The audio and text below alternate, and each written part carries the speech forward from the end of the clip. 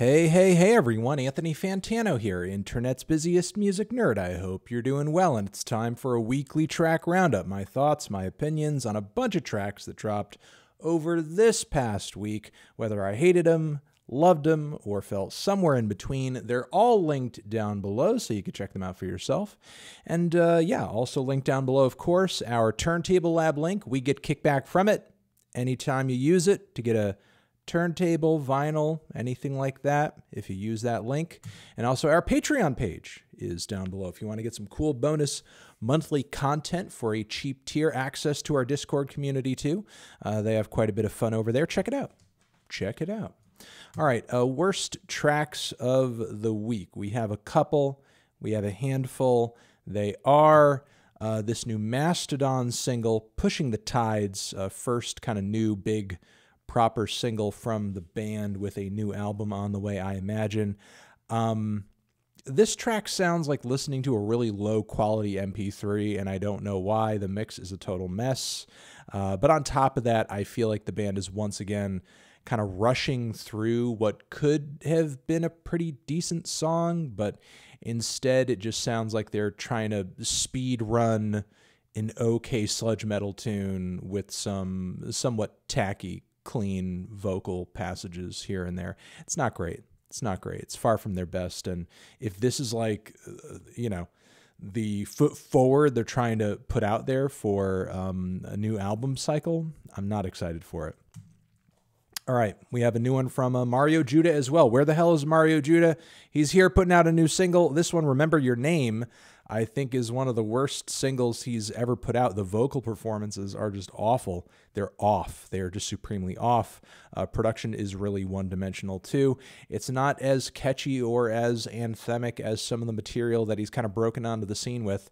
It's not fantastic. I mean, I have, praised at least on a few occasions this guy's creative and unique fusion of, hip-hop and metal aesthetics.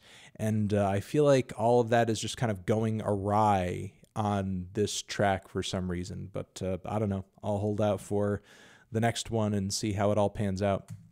And we have a new one from Ed Sheeran over here, Shivers. Ed tries to go, proper orchestral pop on this one with the plucked violins and everything, super tacky lyrics and somewhat of a dance beat as well.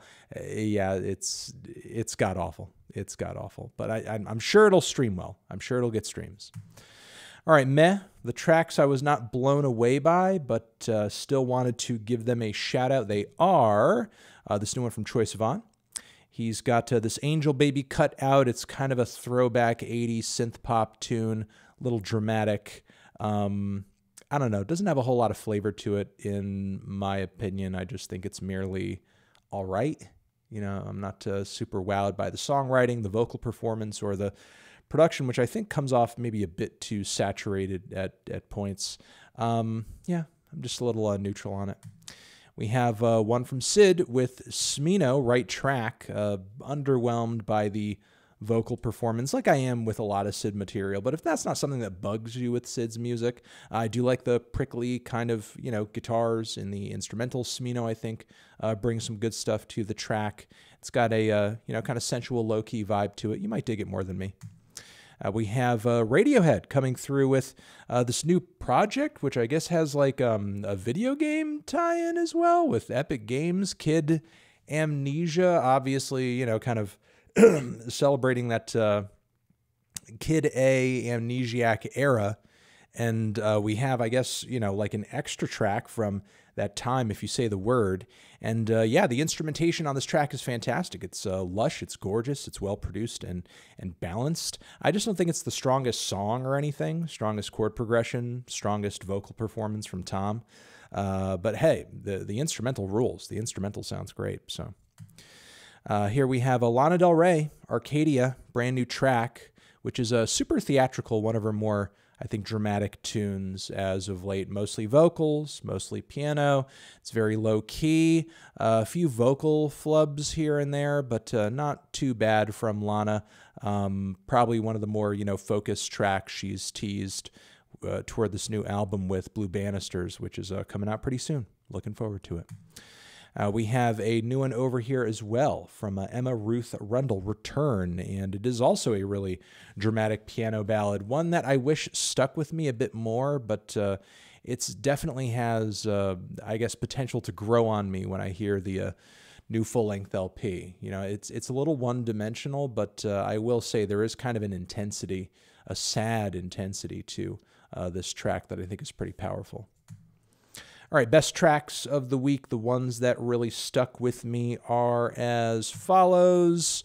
We have another one from Sufjan Stevens and Angelo de Augustine. Stevens has been dropping single after single as of late, and in my opinion, they've all been freaking heat, really kind of going back to, you know, the basics of indie folk, very lush, instrumentally lush indie folk that kind of put Stevens on the map. I think he's doing it really well on all these new tracks, and highly recommend that you check them out. I think they are fire, they're passionate, they're compelling.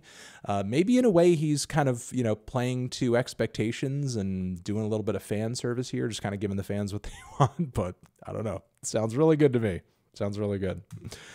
All right, we also have one from Spiritual Cramp over here. This one is a spunky and punky rager with really great guitars and, you know, cool, like low, very catchy, swaggered vocals. Earth to Mic, I believe, is the title. It's just a great, you know, little punk banger all around. Give it a listen. We have one from Sloppy Jane as well that I want to point you guys toward. It's a really cool and passionate little, I guess, Baroque pop track with a super, I guess, a dramatic vocal performance. This forthcoming record, Madison, I'm now looking forward to it just based off of this track and this track alone. It seems to be the only song that is out now from this forthcoming album. It has an interesting music video that looks like it was shot in a cave as well that I'm liking. Party Anthem is the title, and, you know, don't let that mislead you or anything. It's not like a, you know, dance rager or anything like that. It's just a super dramatic song with an eccentric vocal performance on top that has a lot of personality. Again, highly recommended. It's got a lot of character to it. We have a new one from Remi Wolf. She just cannot miss with these new singles. Guerilla is the title of this latest one. And yeah, it's a banger. It's got some grooves. It's got some vocals that are chock full of character, lyrics as well. It's got everything. It's got everything. Remi Wolf just keeps kicking ass as of late, and I'm just enjoying it. I'm just here for the ride, the Remi Wolf ride, enjoying all those Remi Wolf singles. All right, we have a new one from Rachel Chinouriri, If Only. A sweet little low-key, you know, almost like R&B inspired ballad with a lot of lyrics reflecting on poverty, inequity, people out there who have, you know, much less to live on. Kind of honestly, a refreshing song to listen to, given the weird, you know, recent stuff coming out about Kanye and the, you know, response from Sevdaliza and SZA kind of, you know, reposting that weird forced labor narrative stuff. That was freaking weird. It's just, again, refreshing to hear somebody write a compelling and a beautiful little song, even if it is, you know, maybe a little heavy on, you know, the verbiage at points, and that does, you know, that prevents maybe some of the vocal melodies from being as smooth as they could be. But with that being said, it is a beautiful tune. It does start, you know, relatively okay, but then finishes very strong. And I'm just loving to hear a track that shows concern for fellow human beings that may be having a tough time sort of making it in this completely thankless and unforgiving world. So, yes, give this a listen. Rachel also has a really killer EP that dropped this year as well that I have not seen nearly enough people streaming and engaging with. You know, Rachel, I think, is doing her thing musically, and she's doing some cool stuff on TikTok. She's got, you know, a relatively good engagement and following over on the TikTok platform. But when I go other places, I don't see nearly enough discussion about her work, and I think she's doing really cool stuff. We have a new one from Maxo, Kream, Big Persona, featuring Tyler, the Creator. It's a good track. It's a very good track, in fact. Great production. that seems, you know, like really almost in that Call Me If You Get Lost kind of vein. Tyler kills it and is all over the track, the opening, the hook, everywhere. Maxo honestly sounds like a feature on his own freaking song, if I'm being real with you. And he, you know, while his verse isn't bad, he's kind of the thing that sticks out the least about the whole track. And I've never been a huge Maxo Kream fan before.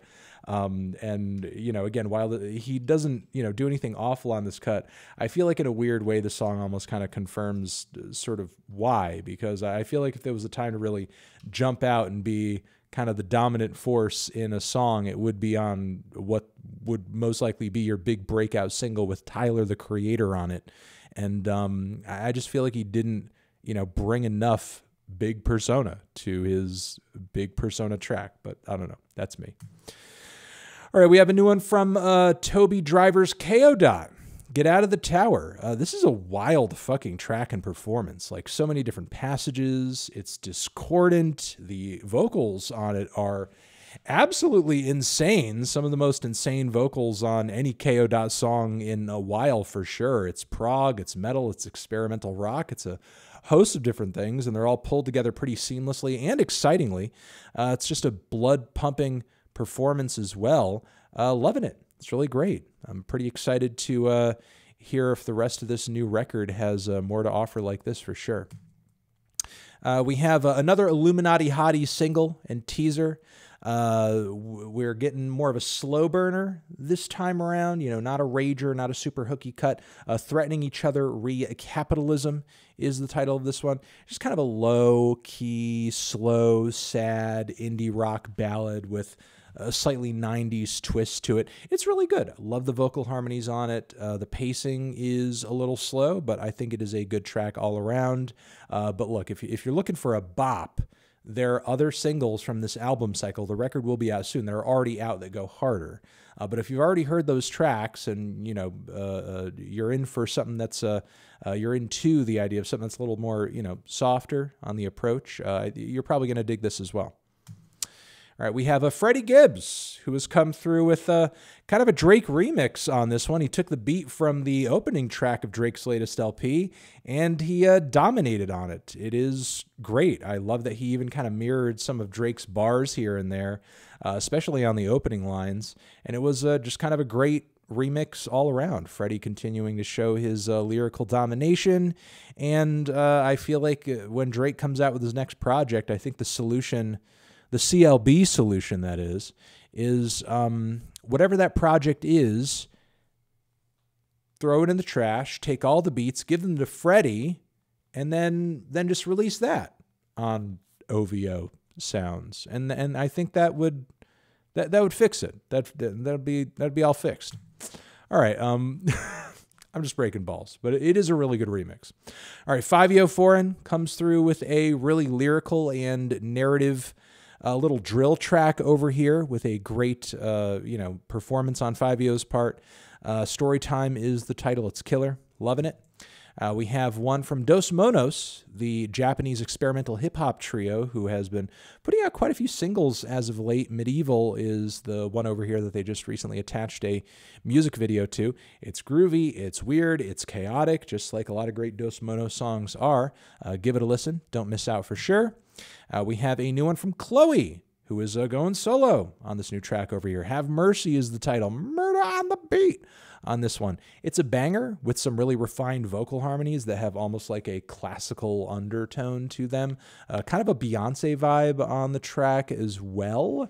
I don't know if, Chloe's energy and direction is completely perfected on this track. I do think she has a little bit to go as far as being purely a solo act and laying down an instantly recognizable type of vocal style and performance that just hits people's ears right away. You know what I mean? So I think there is definitely room to grow. There is room before we hit a ceiling to kind of advance. But with that being said, beat still goes hard. Song is still super sexy and catchy. Yeah, I mean, I'm just liking it. I just think, I think there's, again, still room to grow. And I think it's a strong, kind of first kickoff, as far as trying to really go solo in a big way goes. All right, new one from the band known as Big Thief. Certainty is the title of this one, and sort of an interesting change of pace that I think was kind of obvious all along in the way, all along in a way, because the band's almost going in like a folk and country direction on this new song, which, given the timbre of the vocals within Big Thief's music, yeah, they make total and complete and utter sense for that genre of music, and it just sounds really good. Sounds like a natural fit, and it's a good tune as well, so can't complain. Can't complain. All right, a new one from Bad Bad Not Good. Beside April, the band continues to drop singles exploring the sounds of jazz, jazz rock, prog rock, and more. It's a good jam with some compelling solos, a great tight performance, and yeah, just can't wait to see what the band is doing on this new LP. The teasers have been pretty fiery, for sure. And we have a new one from Ari Lennox as well, Pressure. It is a fantastic track with a great vocal performance, some classy, soul-inspired, vintage soul instrumentation with sort of a punchier, cleaner, more hip-hop inspired sequenced beat and everything, kind of a mix of some old and some new, but it comes together well, and Ari's voice definitely ties it all together. And yeah, that's it. That's the weekly track roundup, everybody. Those are all the songs that I want you to check out. They're all linked down below. Let me know what you think of them. Let me know if there are other tracks that you hit this week that really stood out to you, and we will see you in the next one. Anthony Fantano, weekly tracks forever.